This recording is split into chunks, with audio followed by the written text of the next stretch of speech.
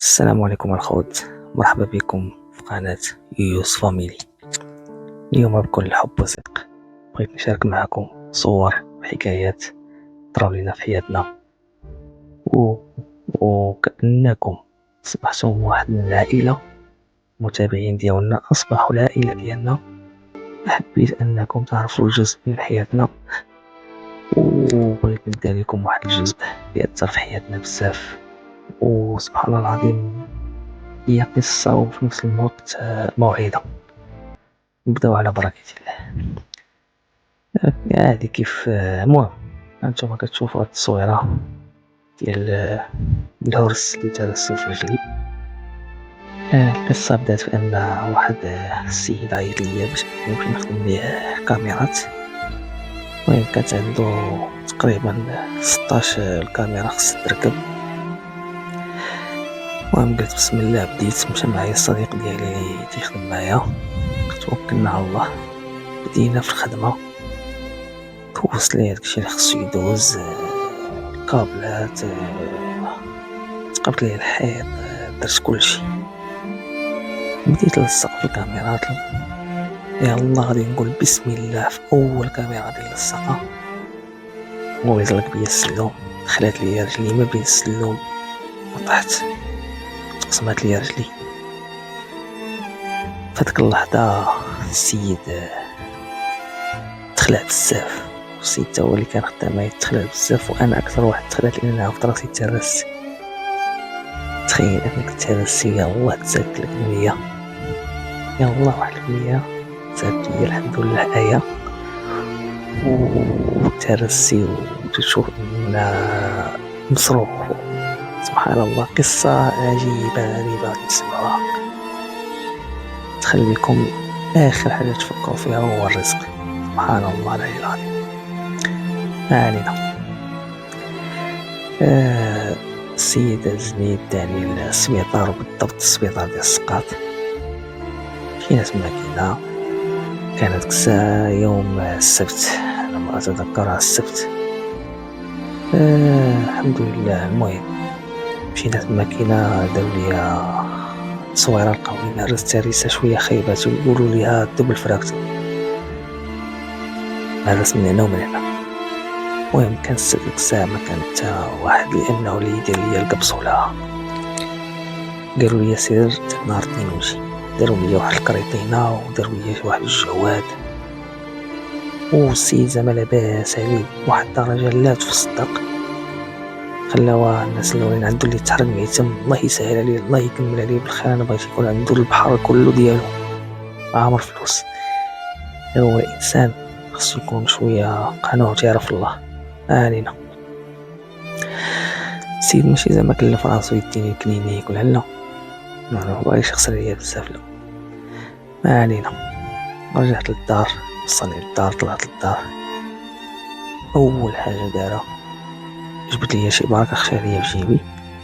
ما علينا، انا كندير مع هذيك الخدمه غادي نخدم عليه بالضبط 1500 درهم باش نلصق لي ديك 16 كاميرا.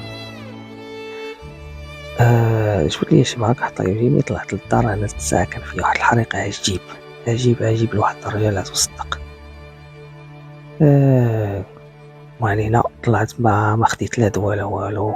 جيت نشوف شحال عطاني، لقيتو عاطيني 6000 ريال.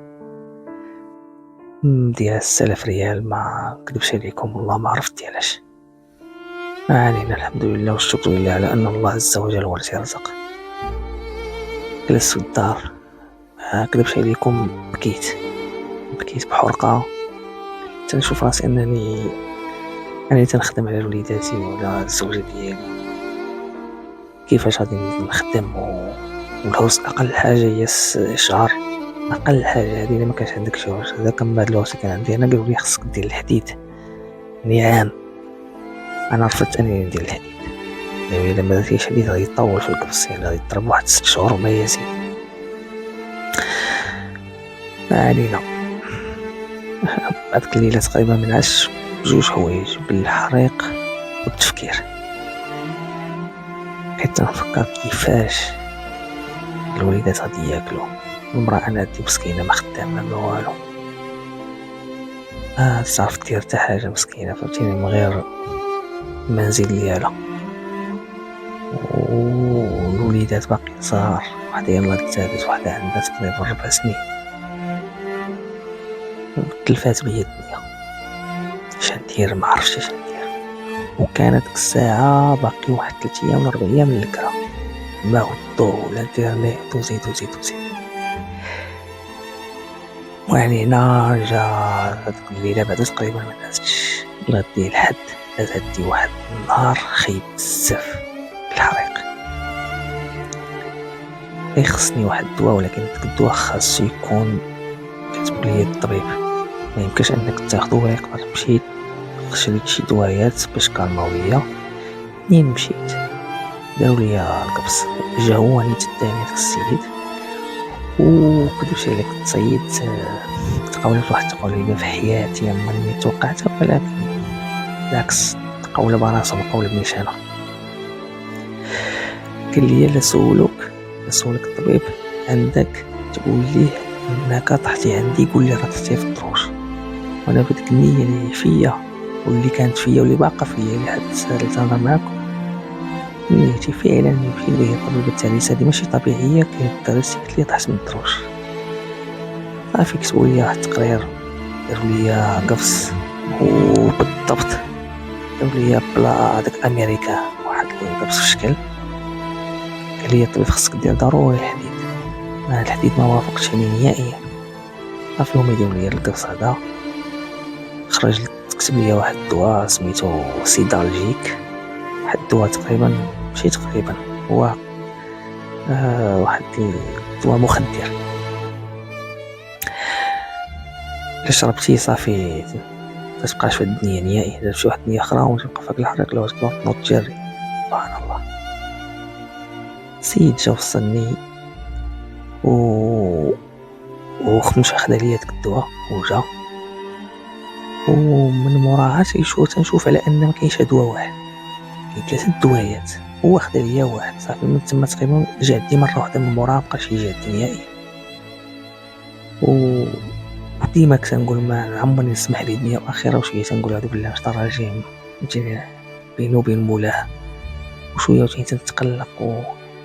هو اصلا صيدني ما قال لي ما تقولش لهم انك تهرستي هادي باش ما يتحملش المسؤوليه، حيت عارف ان المسؤوليه تكون ثقيله.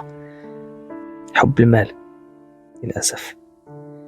علينا بغيت نتاكد من فين كاين المشكل، مشات المدام الفارماسيان قالت لي راه دات مع الدواء داك اللي شريته. قالت لي واش كاينه هو ولا كاين شي حاجه اخرى؟ قال لها لا كاين 3 دوايات.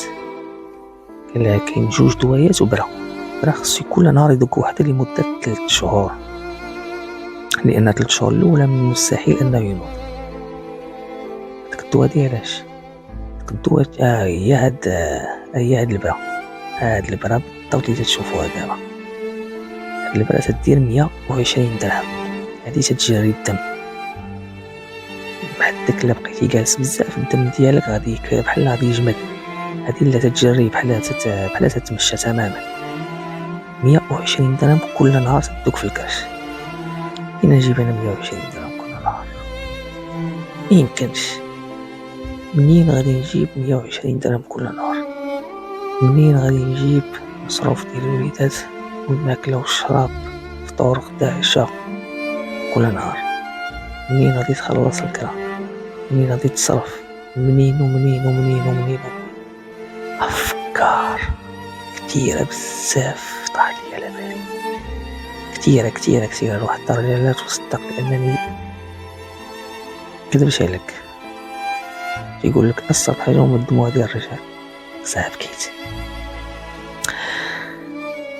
الحمد لله سبحان الله. داكشي ربي قال لي تبكيش وما تفكرش، ما دام الرزق بيدي فلا تكثر التفكير. انا زعما بغيت بنادم يدعي معايا باش البرا لحت التعريسه ديالي في سطاتي. اول واحد بعدا ساندني وكنشكرو بزاف هو الاخ ديالي، الأخ ديالي نبيل، نشكرو بزاف بزاف بزاف بزاف بزاف، ما تخلاش عليا، مخلانيش. المهم الحمد لله دار مجهدو بعدا، وفين ما خاصني شي حاجة يجيبها ليا، يجي عندي يشوفني، يجي فين ما يجي يعطيني. وتا هو مسكين عندو وليداتو تيقرا وعندو مصاريفو خاصة وعندو داكشي اللي دارو، الله يكتر خيرو. مهما دار ما غاديش يدير كلشي، الا ما يمكنش هو يخلص الكرا ويخلص المصاريف ويخلص ويخلص ويخلص. المهم دار واحد الجزء كبير. تجي سبحان الله ما غادي يعيط ليا واحد السيد كنت نخدم ليه الكاميرات ديالو وعزيز عليه سبحان الله، يعيط ليا يقول باغي يركب شي كاميرات عنده في المحل. نقول ليه انا مارس، سبحان الله، نقول لي انا مارس ما نقدرش نخدم، وعيلي انا مارس. الحمد لله والشكر لله. قال لي كنت كاين باس، قلت لي راه كنت خدام عند شي ناس واشترا. المهم هذه الناس اللي كنت ديما نعسة تا عييت بزاف. والسيد غادي يقول لي وريني فين تسكن، نقول ليه تنسكن بلاصه فلانيه، يقول لي انا جاي عندك نشوفك. السيد مسكين جا عندي، جاب لي التقضيه، جاب لي شحال من حاجه، وعطاني ساعه، عطاني 1000 درهم، باقي نعقل عليها، عطاني 1000 درهم وقال لي بشحال كاين، راه كاين في القد والقد. قال لي انت تخلص كذا، قلت لي تنخلصوا في الوقت الفلاني. مسكين خلص لي الكرا، وفي كل تقريبا سيمانه تيجيني وتيجيب لي التقضيه وتعطيني القط والقط وتيشري لي الدوايات، وهو اللي تكلف لي بالبراوات. مابيش يعرفني واحد السيد واحد اخر تا هو الله يذكره بخير، الاسم ديال الاول وهو عبد الحق، الاسم ديال الثاني وهو مراد، جزاهم الله خيرا الدنيا والاخره. يعرفني مسكين انني داك غادي يدخل علينا رمضان، بعدا دخل علينا رمضان وانا مارس. تخيل داخل عليك رمضان فيه التقضيه والروينه وانت مارس ما خدام والو.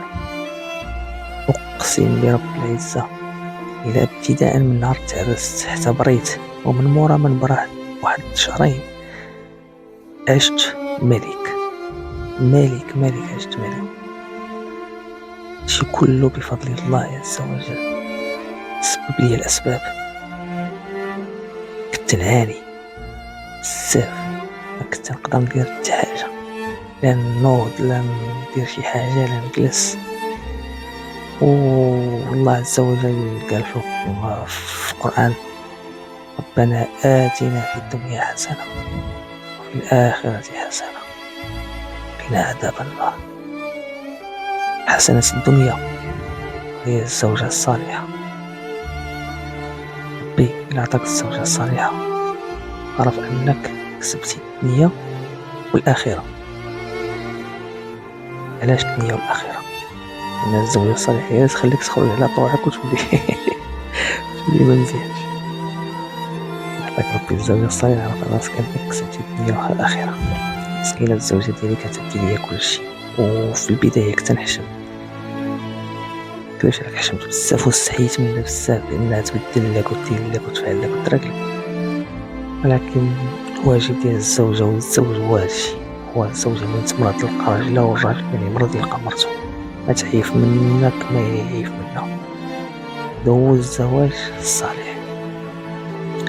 لقيتها في جنبي، كنا ديك الساعة قبل ما نسكنو في الدروميان، دابا كنا ساكنين في كاطرية دروج. كانت مسكينة تا هو تسخر طلع، تا هو تجيب لي كوش طلع، تا هو تجيب التقضية طلع، تا هو تخلص هادي طلع، تا هو طلع.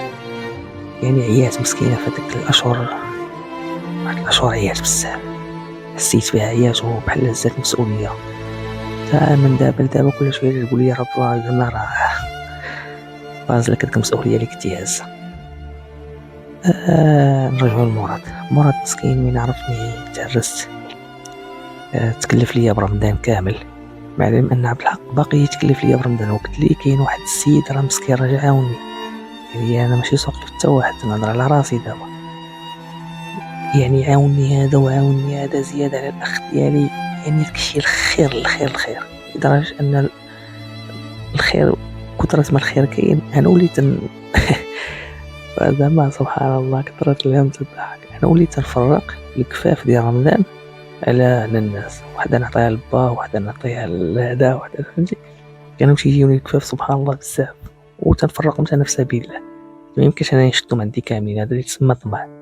هاد التصويره تفكرني فاش مشينا سافرنا، صافي وليت شويه مزيان، ماشي مزيان بحال يطلع لي الدم من الدار، شي شهر تقريبا من مورا التعريسه مشيت يلا ركب في الطوموبيل ونشرب هذيك الدواء تنقول لك يديك لواحد العالم بشكل ضحكه، حست مشيت سافرت شفت الطبيعه، جلست شي 2 سيمانات ولا 3 في البلاد ما كاينه، تبرعنا مزيان، عاودت رجعت وثاني بقيت وثاني الدار مرة نعود نصلي، والحمد لله والشكر لله العالي في الامر على ان السيد اللي تنسدو مبقاش يسول فيه نهائيا سبحان الله، ما ولا باس عليه زعما واحد الطريقه لا تصدق. فات رمضان داز عندنا ملكي بمعنى الكلمة، كسوة ديال الدريات جاتني 1500 درهم، 1500 درهم جاتني قبل ما يجي العيد الصغير بيومين، 1500 درهم غير كسوة ديال الدريات. تغليت فيهم، شريت لهم احسن كسوة، احسن لباس، خرجتهم احسن خرجات، واخا كنت نعاني في الخروج ديالي كنت نقدر نخرج معهم شويه، كانت امهم الله يسهل عليا مكلفه بكل شيء.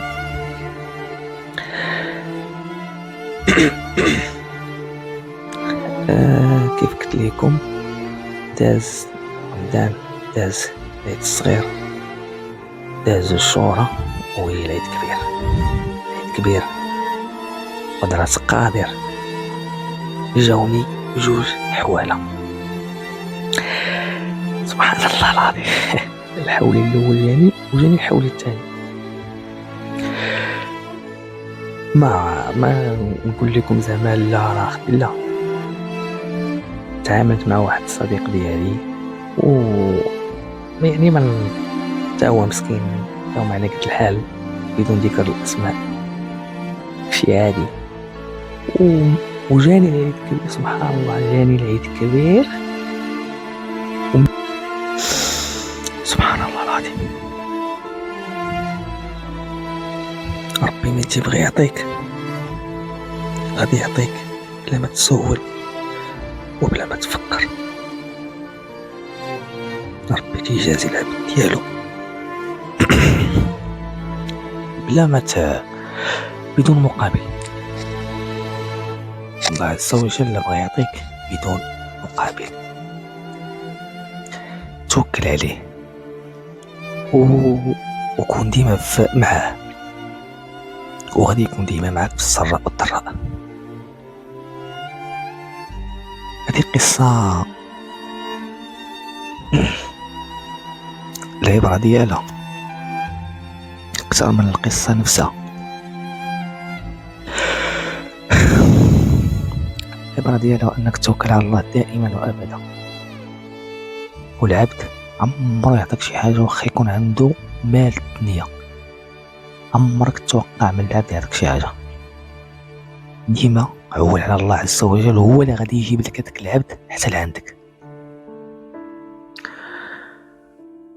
الأصدقاء كاينين، عمرك تقول لا الصحاب ما كاينينش ولا الصحاب ما هادي ولا لا. أصدقاء كاينين وغادي يبقاو ديما كاينين. فعلا كاين أصدقاء السوء، ولكن أصدقاء ديال المحبة واخا قلال، كل صديق محبة ما يعوضك بألف ألف صديق ديال السوء.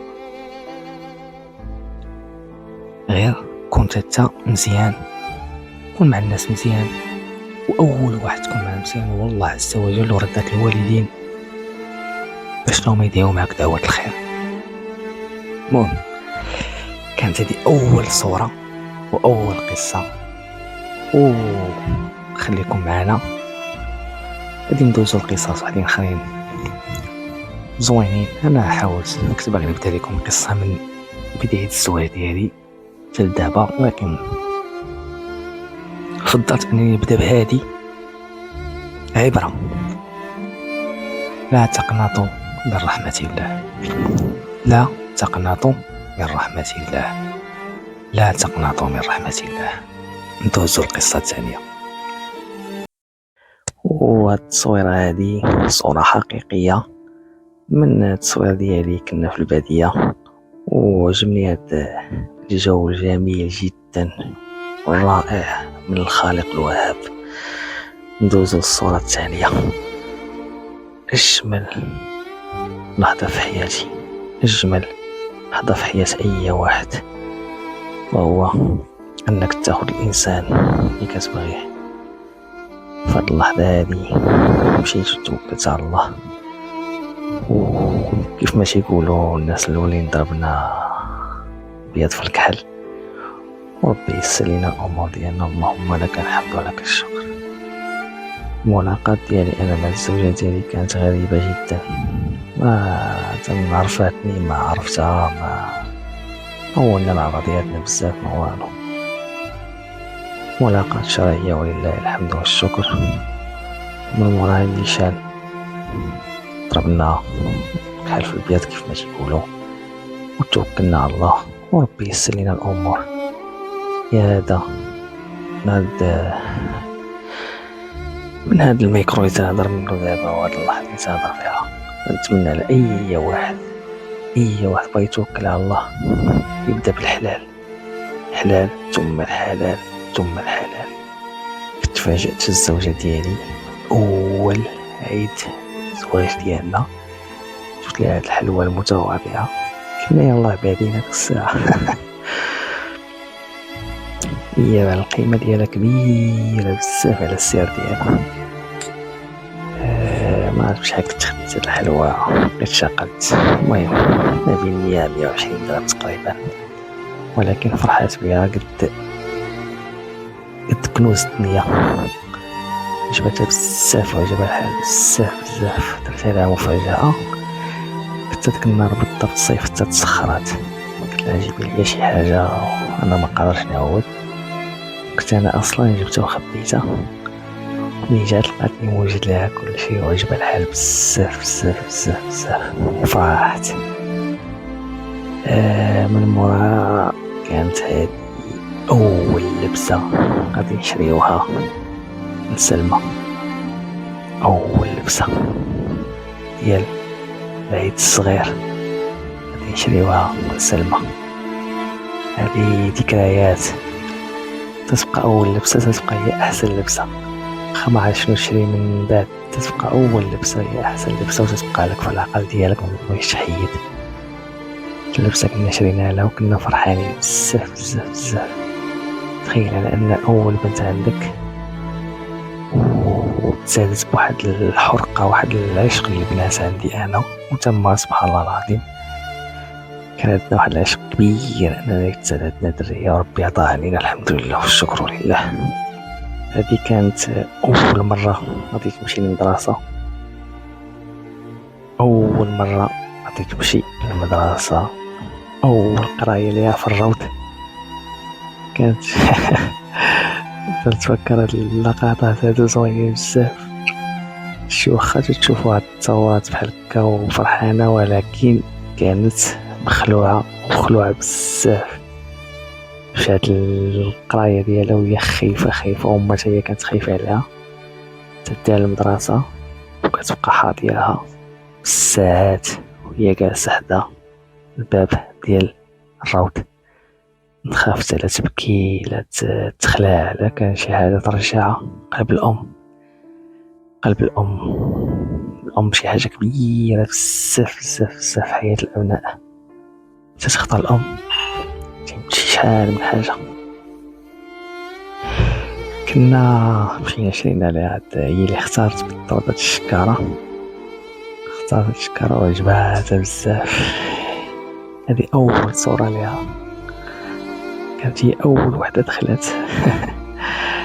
فرحانة ديك الساعة. المهم شوف دابا هادشي غريب عليها، اللوحة والسبورة والسادة كانت حداها.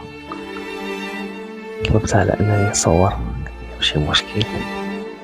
المهم هاد الصورة كتبقى ذكريات زوينة بزاف بزاف.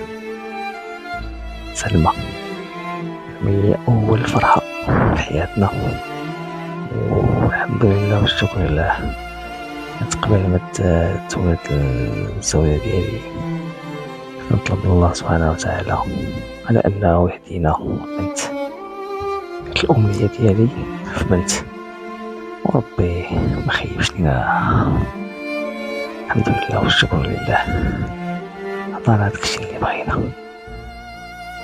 كيف قلت لكم كانت دخلنا شوية بكري المدرسة، تقريبا 3 سنين ونص، 4 سنين. دخلات قرات وكانت تبكي بزاف، ما كانتش تبغي بحال باقي ما ولفتش. كيف قلت لكم ما كانت تبقى تسناها بزاف بزاف على المدرسة، لا كانت ولا شي حاجة ترجعها. هذا هو باب المدرسة. كنا ديك الساعة واش فرحانين من المدرسة ولا كنا كنجيو حنا الأولين، واش بقى جالسة مسكينة مسكينة حتى فيها كلشي. المدرسة شوية كانت بعيدة على الدار، هادشي مع الصباح. الحمد لله والشكر لله. ذكريات هما الحاجة اللي بقاو عايشين معنا، واحد ما أمكن أنه يبقى في الذكريات مغاديش يندم عليهم. الذكريات القديمة، ذكريات الوالدين، ذكريات الأصدقاء، أي حاجة فيها ذكريات فهي صالحة لكل زمان ومكان. هذاك اللبسة اللي تشوفوها لابساها كانت تقريبا من اللبسات الأولين اللي لبساتهم، وهي عطي صغار كنا مشينا شرينا لها الطابلية وشرينا لها شي لبسات، وهذه من هذيك اللبسات الأولين اللي بديت نشوفها في المدرسة هي. كان عاجبها الحال بزاف. هذا عيد ميلاد ديال أميمة 24، العيد ميلاد داز النهائي. داز من العيد ميلادات الزوينين بزاف بزاف بزاف بزاف. دوزناه بواحد البساطة، ما درنا حتى حاجة. قررنا أننا ندوزو حنا بوحدنا، كل معنا حتى واحد. وكانت ديك الساعة أميمة على ما أظن حاملة بآية، كانت عندنا آية قربت تولد. ماشي كنا دوزنا نمشي شفنا هاد الحليوة وشفنا يمكن على ما أظن 2 ولا 3 ديال البسطيلات وعصير ديال الليمون. وهذيك البساطة ديالو داز أحسن من العيد ميلادات اللي كنت ندوزو قبل، بدجاج وشحال من حاجة واللوز. هو الأكاجو والزريعة. دوزنا أنا وميمة وسلمى بوحدنا اللي دوزناه، وكان زوين بزاف. وداك البسطيلة باقا البنة ديالي باقا ليا فمي، وهاديك شحال زوينة هاديك البسطيلة. كنت عطيت انا واحد السيد واش باقي حال ولا ما باقيش، الله اعلم. ومن موراها دزت مشيت كيف قلت لكم، خديت اللوز وخديت شويه الاكازو وشويه السريعه وعصير ديال الليمون، وداز زعما من افخم عيد ميلادات اللي دوزتهم. زعما دازو بسيط لواحد الدرجة متصورش. هي الحلاوة في البساطة. لما كانت الحاجة بسيطة، لما كانت الحاجة حلوة وزوينة. سن 24 سنة، وأجمل حاجة راكنا في حياتنا، وهي تاني حاجة آية. أنا من الناس اللي تيحبوا البيوتات. فرحت بزاف ملي عرفت أن عندي بنية. داك زعما اللهم لك الحمد ولك الشكر، الفضل من عند الله سبحانه وتعالى. بنات إلا حسنتي التربية ديالهم فكنت متأكد أن الجنة بيديك بإذنه تعالى. زادت عندنا آية وتزاد علينا واحد الباب ديال الرزق، تفتح لينا واحد الباب كان مسدود، ربي الحبيب فتحو بهاد البنية، هاد الغزيرة ديالنا اللي عمرت علينا حياتنا وعمرت على اختها. كانت مسكينة سلمى ديما تقول لي أنا باغا أختي. تشوف الدريات عندهم خوتهم وتيلعبوا مع خوتهم وفرحانين مع خوتهم، وهي مسكينة بحال تقول بوحدها. نقدر أنا نكون خدام مشغولة شوية، متلقاش معانا تلعب. كانت ديما تقول لي أنا باغا أختي. تخيل هي ما شاء الله يلاه عندها 4 سنين وكانت عزيزة عليها بزاف. لأن بشحال ولدات المادة ديك الساعة، ولدات كيف قلنا مسبقا في السقاط. كانت تفيق مع الصباح وتفيقني ويلا نمشيو نشوفو اختي. مشي تما ندخلو عندها في الزيارة وتبقى مسكينة جالسة حداها وتبقى تلعب ليها في راسها. واحد المنظر عجيب سبحان الله العظيم. الخوت تيبقاو خوت ما واخا يكونوا متيعرفوش. ودابا حاليا عندها هي أعز وحدة، عرفتي تقلقات ما يمكنش. سلمى عندها آية يا عينيها. فرحنا بزاف الحمد لله بها وربي يسر لنا أمورنا ودرنا لها الأسبوع ديالها وداز داكشي زوين الحمد لله والشكر لله. ربي عطانا الصورة مكمولة والصحة مكمولة. خطرات واحد القصة اللي غادي نعاودها لكم دابا، قصة شوية عجيبة، وهي أن من تنس البنية الطبيب اللي تيجي يقلبو وعطانا واحد الورقة إرجون على أن الدرية عندها مشكلة في الأقدام ديالها، الرجلين ديالها تقدر ما تكونش تمشي مزيان ولا. قال لنا على أنكم خاصكم ديروا لها القبص لمدة 4 أشهر. الدرية باقا ما وعدتش دير لها القبص. جيت أنا ديك الساعة مع الصباح تما تبكي ما بغاش تدخل. تخلعت أنا قلت لكم بس كما بدلوا لنا الدرية. واش قال لي الطبيب واش كان سمعت أنا داك الهضرة تصدمت بزاف. تخلعت أنا. خرجت الدرية من السبيطار داك 3 أيام ديالها. شتينا الورقة ربي تيسبب الأسباب، الله عز وجل تيسبب لك الأسباب وما عليك إلا تبعو.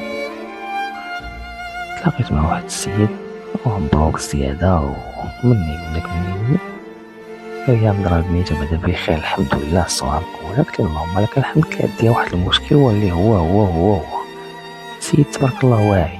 قال لي راه ديالك الورقة عطاها ليا شافها. قال لي يلا معايا.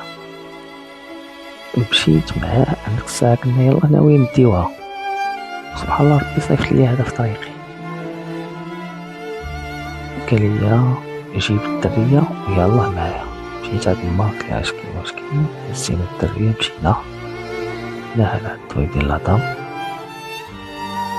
تخصص ديال العظام.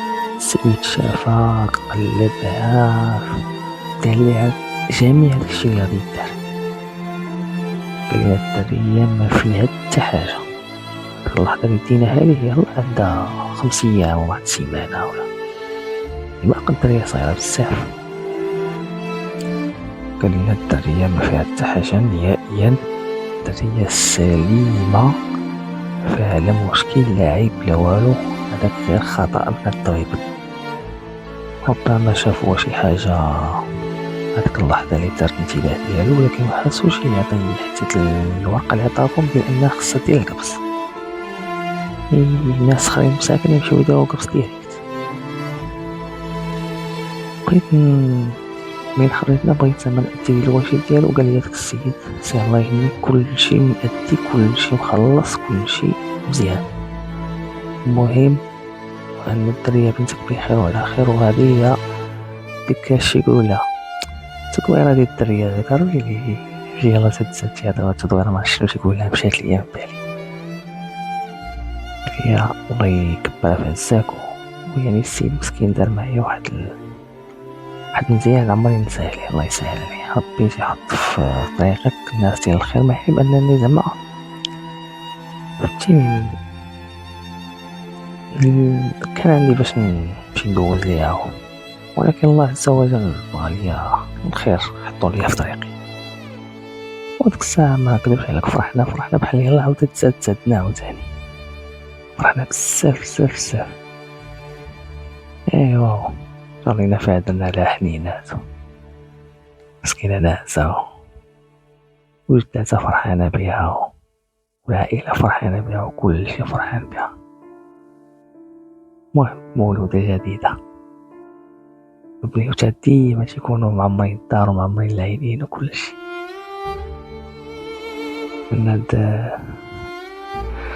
فهاد اللحظة هادي غادي ندعي مع أي زوجين باقي ما رزقهمش الله عز وجل الذرية، اللهم ارزقهم الذرية الصالحة يا رب يا رب.